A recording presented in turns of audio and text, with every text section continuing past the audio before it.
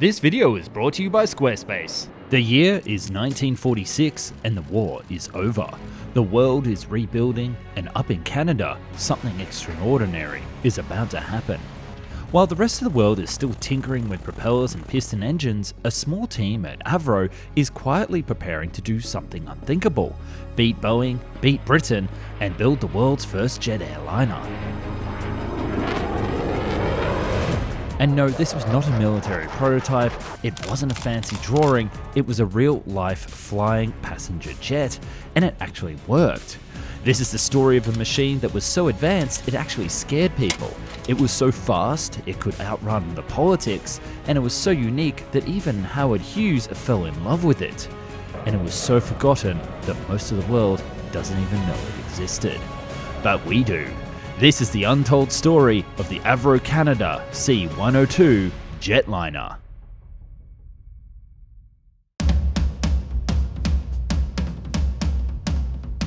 With the war over, it's time for Trans-Canada Airlines to look for a new aircraft.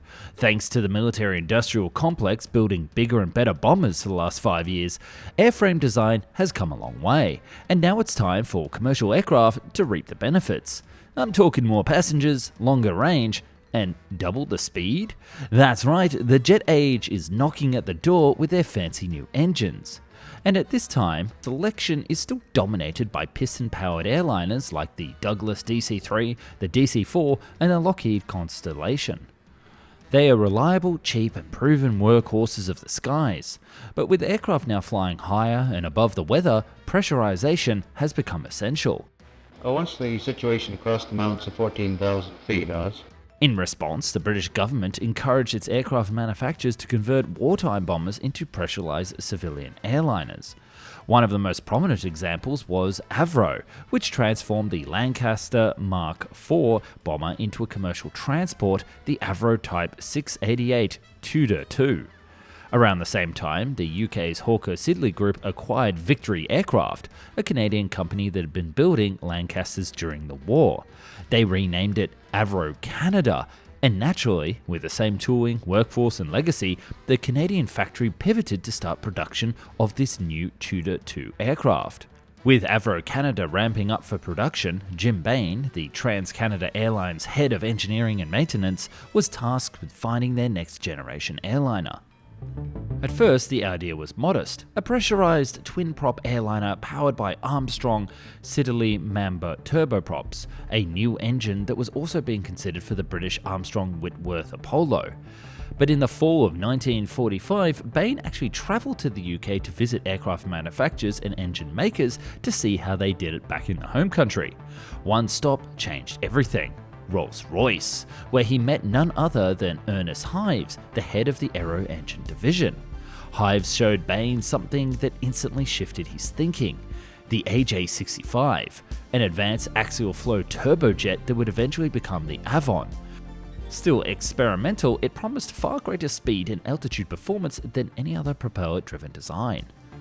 Bain was instantly convinced. On returning to Canada, he made it clear that TCA would only move forward with a twin-engine jet airliner powered by these turbojets. Nothing less would be acceptable.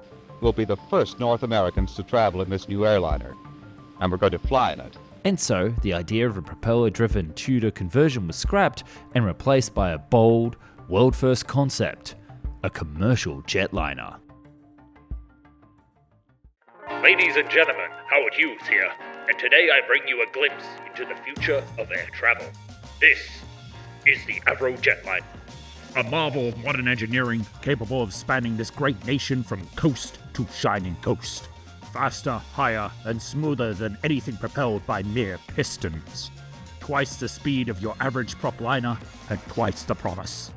Now, I've built aeroplanes, flown across continents, and poured fortunes into the sky. But I am still shackled by the limits of radio waves and newsreels. I can't reach everyone. Not yet. If only there was a better way. A global runway, if you will. If only I had Squarespace. That's right, folks. The same way the jetliner ushered in a new age of flight, Squarespace is revolutionizing the way we built our name in lights. With over 20 years of world-class design under its belt, and now powered by cutting-edge artificial intelligence, Squarespace isn't just a website builder, it's your very own digital architect. Whether you're launching a business, an idea, or a whole new identity, Squarespace will recommend the perfect layout for your mission. It's elegant, it's personal, and most of all, it doesn't look like everyone else's. But that's just your takeoff. With Squarespace, you can send out a streamlined email campaigns, capture new customers, and even host full-scale online courses. Imagine that! Why, if I had these tools back in '47, I'd launch Found and Explained Academy right out of the hangar in Nevada. So what are you waiting for? Go to squarespace.com/found to save 10% off your first purchase of a website or a domain. Squarespace. Build something legendary.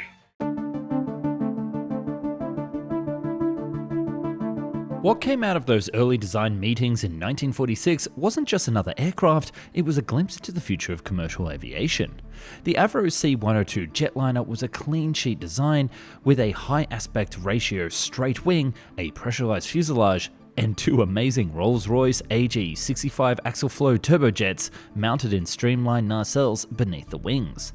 The aircraft's wingspan stretched just over 98 feet with a length of about 82 feet, and it sat on a tricycle landing gear with surprisingly modern stance. It was wide and stable, suitable for the paved 4,000-foot runways already common in North America. The engines were nestled tightly under the wings, almost snug, reducing drag and simplifying maintenance. And the nose of the jetliner also had a distinct bulge, not unattractive but certainly unique, giving it a look somewhere between a bomber and a spaceship. Structurally, the fuselage was a fully circular pressurized vessel, offering a smooth ride of up to 40,000 feet, with the potential to cruise at 425 miles per hour, roughly 100 miles faster than the DC-4s and the Connies it was planned to replace. The interior was designed for 36 to 50 passengers, depending on the configuration.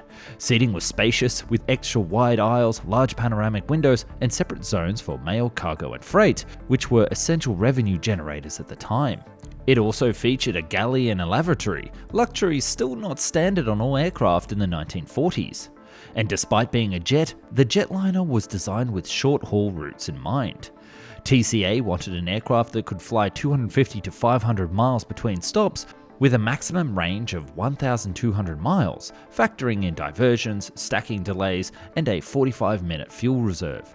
But perhaps the most impressive part, it could do all of this with a fully loaded weight of just 55,000 pounds, and still take off from short regional runways, proving that this jet wasn't just built for show, it was designed for real practical airline use. On April 9, 1946, Trans-Canada Airlines signed what would become the first commercial commitment to a jet airliner. But behind the ink was more than just ambition. It was a nation trying to define its future. Backed by the powerful C.D. Howe, the jetliner was just as much a symbol of Canadian independence as it was a machine. He wanted Canada's aerospace industry to be independent of both that of USA and England. TCA's cautious letter of intent gave Avro Canada the green light to proceed, but stopped short of a full order. While the rest of the world was still focused on propellers, Canada was preparing to leap into the jet age years ahead of Boeing, Douglas, or even de Havilland's Comet. But there was one problem. The engines didn't exist yet. The AJ65, which would later evolve into the Avon, was still deep in development and plagued with delays. And that, my friends, was only the beginning of the problems.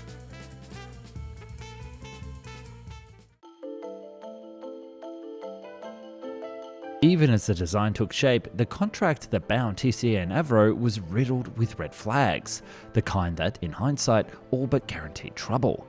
Despite Jim Bain's strong arguments in favour of a cost-plus contract, which was a standard approach used in post-war defense projects to prevent cost overruns, the agreement locked Avro into a fixed-price deal. The number? $350,000 per aircraft, no matter what happened during development. And it didn't stop there. The contract also forbade Avron from selling the jetliner to any other airliner for 3 years. And even after that, if someone bought the plane for less than $350,000, Avro would be forced to pay the difference back to TCA. Oh, and one more kicker, Avro had to foot the bill for all testing, including crew, maintenance and fuel, even if TCA was carrying paying passengers for the first year. There was absolutely no risk to TCA at all. TCA's chief engineer, Jack Diamond, defended the setup, but for Avro, it was a financial straitjacket. By 1947, the stress was already showing. Fred Smythe, president of Avro, warned TCA that they couldn't meet the fixed price contract. TCA wasn't just a customer, they were also backed by the government and held all of the leverage. When Avro pushed back on fixed pricing or wanted to better contract terms, TCA could and did walk away. The project was now on the brink of collapse. But just before it all fell apart, C.D. Howe stepped in once again, offering $1.5 million in emergency funding to keep the jetliner alive, at a slower, less aggressive pace. A pace which you'll see will come back to bite them. Around the same time, another blow landed. Rolls-Royce informed Avro that the civil certification of the Avon, the original planned engine, could not be guaranteed in time. This meant higher operating costs, more uncertainty, and even more distance from commercial readiness. Still, Avro wasn't ready to give up. They pressed ahead, now using 4 Rolls-Royce Derwent 5 turbojets in place of the 2 Avons. Now, tinfoil hat time, because I know Founded Explained viewers love a good conspiracy theory, and that is that Rolls-Royce in the UK withheld Avon engine access to stop the jetliner and protect the de Havilland Comet. But the Comet wasn't even designed until 1951, and the Avon itself wasn't ready then either. So this theory has been largely discredited. Chief designer James C. Floyd wasn't thrilled, but he made the best of it. In fact, the 4-engine layout was an unexpected upside. In the event of an engine failure, the aircraft would just lose 25% of its thrust, not 50%. And with more balanced power, they no longer needed a powered rudder system. Standard trim controls could handle the job. On paper, it still looked promising, but behind the scenes, the politics were shifting. By now, Canada was drifting away from the British aviation orbit. TCA had already signed a bilateral air agreement with the United States, opening the door to American-made aircraft. At the same time, the British were quietly backing the Comet, and Rolls-Royce was stretched thin, struggling to develop engines for multiple jetliners at once. The result? The jetliner was now caught between rising costs, delayed engines, and shaky political support, and an airline partner who started to have second thoughts. So many that they came back to Avro with a whole bunch of changes.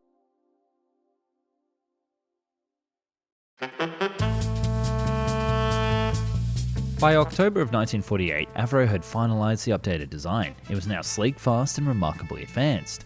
But TCA, ever cautious, wasn't finished moving the goalposts. In February of 1949, they came back with new demands. The aircraft now had to cruise at 500 miles per hour, and they needed more fuel for extended diversions. Then came another blow. Gordon McGregor took over as president of TCA in April and delivered a cold, clear message to Avro: "We don't want to be the first airline with a jet." People were afraid of this new technology. There were too many risks. Would passengers be willing to pay for faster service than propellers? Even with TCA cooling fast, the project pressed on. The jetliner made headlines in Aviation Week, and behind the scenes, Avro was exploring versions with 30, 40, and 50 seats, as well as military variants, reconnaissance platforms, and even a flying medical lab. The vision was still there, it just lacked a buyer. Finally, after years of setbacks, the first prototype, CFEJDX, rolled out. After taxi tests and some false starts, including one where the anti-skid brakes shredded the tyres, the jetliner took to the skies on August 10th of 1949, just 14 days after the Comet's maiden flight in the UK. Remember how they had to delay the aircraft development because of cost overruns? Well, those 2 weeks cost them quite a bit. Its second flight didn't go quite as smoothly. The landing gear failed to extend, and the aircraft was forced into a belly landing. Fortunately, the damage was minimal, and within 3 weeks, it was flying again. It was now time to test the aircraft on actual commercial service, not with passengers, but with mail. On a record-breaking 59-minute flight to New York, it lit up public imagination. It wasn't just greeted with headlines, thousands lined the streets for a ticker tape parade of the crew, cheering for what they believed was the future of flight. American aviation journalists called it the cleanest sheet metal job ever seen on a prototype. The jetliner flew so smoothly that instrument needles in the cockpit had to be fitted with vibrators just to stop them from sticking. But even as the jetliner wowed crowds and airline executives, the shadow of politics loomed large. Back in Canada, the Cold War was heating up, and the Department of Defense had decided that Avro's future lay in military projects, not in commercial ones. Their new priority was the CF-100 Canuck, Canada's first jet-powered all-weather interceptor. And rightly or wrongly, according to Canada's Department of Reconstruction and Supply, Avro Canada did not have the resources to work on both the jetliner and the Canuck at the same time. A choice had to be made, keep in mind that TCA remained uninterested and that nobody had signed any formal jetline order. When C.D. Howe stepped in again, this time it wasn't to save the jetliner, it was to kill it. In December of 1951, with no confirmed airline orders and mounting pressure to deliver the Canuck, Howe ordered the jetliner program cancelled. The second prototype, nearly complete, was dismantled in a hangar. Then, in a twist that almost defies belief, Howard Hughes showed up.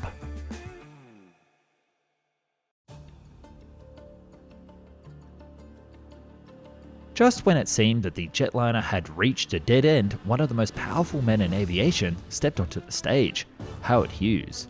In early 1952, Avro had a clever idea. Hughes was already involved in developing a fire control system for the CF-100 Canuck, and Avro offered to test it on board the jetliner. That gave them the perfect excuse to fly the aircraft to California directly to Hughes' private airfield in Culver City.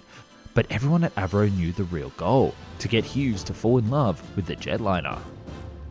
And it totally worked.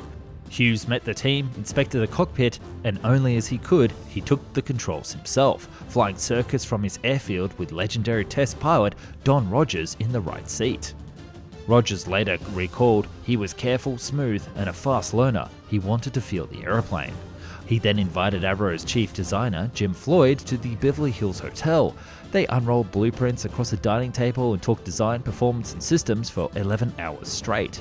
Hughes wasn't just impressed, he was ready to commit. His proposal? Build 30 jetliners for TWA for use on their most prestigious short to medium haul routes across the country. And the interest didn't stop with Hughes. National Airlines was also ready to sign for 4 aircraft, and even the US Air Force approved a proposal to buy 12 jetliners, aiming to use them as a fast utility and refueling aircraft. The Civil Aeronautics Administration stated that the jetliner was more likely to pass certification than the Comet. That's just how far ahead it was. And in a typically audacious move, Hughes said that if Avro couldn't do it, Convair could build them under license. And Convair themselves were on board. Their San Diego manufacturer completed detailed production plans ready to deliver its first jetliner aircraft by May 1954. This was real, this was happening. The jetliner had its second chance and was going to come to the good people of North America. But then, the politics kicked in. According to some, C.D. Howe personally intervened again. Despite Hughes' financial interest and Convair's production capability, Ottawa shut the deal down. Officially, it was about priorities. The Korean War had escalated, and the CF-100 Interceptor was now Avro's only allowed focus. Even the idea of US production hit a wall. But Howe may have had more than national security in mind. He had already championed the Canadair North Star, a piston-powered DC-4 variant, and ordered 20 of them for TCA. A successful jetliner would have embarrassed that investment and undercut the government's own priorities. For Howe, the jetliner wasn't just a distraction, it was now a rival. So what about Convair? Well, licensing the jetliner to Convair would have meant Canadian aerospace tech was being built out of country, and US policy at the time prohibited diverting military-industrial capacity to foreign civil aircraft, even if they were to be American operated. Jim Floyd later described Howe's chilling words in a letter, "Any such use of your floor space cannot be tolerated." Hughes made one final attempt, offering to personally finance Avro's jetliner production. This again was turned down. And just like that, the window closed. The jetliner would spend another 6 months parked in California, slowly losing momentum. When it returned back to Canada, it became Avro's house aircraft used for weapons testing, photography, ejection seat trials, and even occasional VIP shuttle. But the parts wore out, maintenance became impossible, and that second prototype was never complete, so they had no further production. On November 23, 1956, the jetliner made its final flight, a short 35-minute hop out of Moulton. A few weeks later, an order came down: dismantle it, quietly, with no fanfare. Perhaps the greatest loss wasn't just the aircraft, it was the people who built it though. After the jetliner and later the Avro Arrow were both cancelled, many of Avro Canada's best engineers and designers left the country. Some joined NASA, helping build the Apollo spacecraft, and others ended up at Boeing, contributing to the very jetliners that would dominate the skies for decades. As Jim Floyd later said, in killing the jetliner, Canada didn't just abandon the plane, it exported a generation of aerospace brilliance.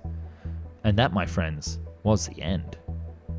In a final twist of irony, in the very same month the jetliner was axed, the Royal Canadian Air Force quietly ordered 2 de Havilland Comet jetliners from Britain. And then in 1955, TCA finally embraced turbine power, but not jets. Although jets were the future, TCA chose a safer option, ordering 51 Vickers Viscount turboprops, which would become the first turbine-powered airliners in North America. The Canadian jetliner, faster, quieter, and cheaper to operate, and flying 6 years before the Boeing 707, was officially abandoned. Canada had the most advanced civil jet transport in the world, and almost nobody realized it.